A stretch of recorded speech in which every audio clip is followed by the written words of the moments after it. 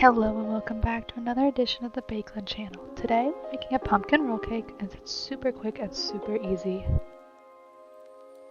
We're going to start with our dry ingredients. To a medium-sized mixing bowl, add 3/4 of a cup of flour, 1 teaspoon of baking soda, 1/4 teaspoon of salt, 1 teaspoon of cinnamon, and 1 teaspoon of pumpkin pie spice. Whisk well. Add 3 eggs to your mixer and beat those well. Add 1 cup of granulated sugar to the eggs and mix again.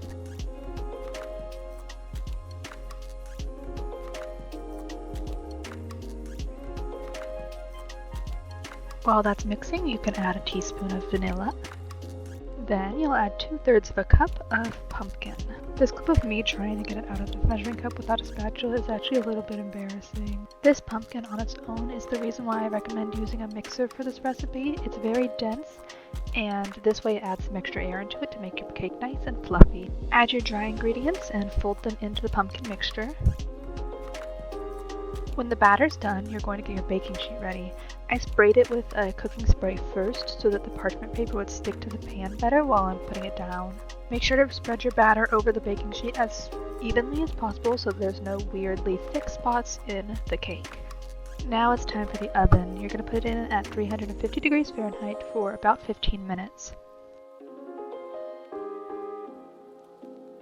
As soon as it comes out of the oven, you're going to remove the cake and the parchment paper together from the baking sheet.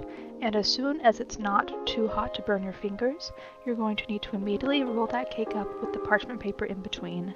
Put the cake in the fridge, and then we'll start on our frosting to go in the middle. Cream together 8 ounces of softened cream cheese and 2 tablespoons of softened butter. Once creamed, you're going to add 1 teaspoon of vanilla and 1 cup of powdered sugar. Mix again until completely smooth.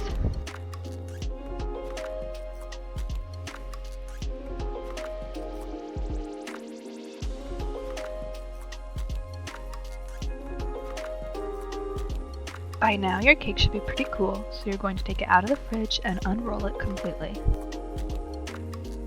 Spread the frosting over the cake completely and evenly. Now it's time to roll the cake back up again. This time you're going to do it without the parchment paper in the middle.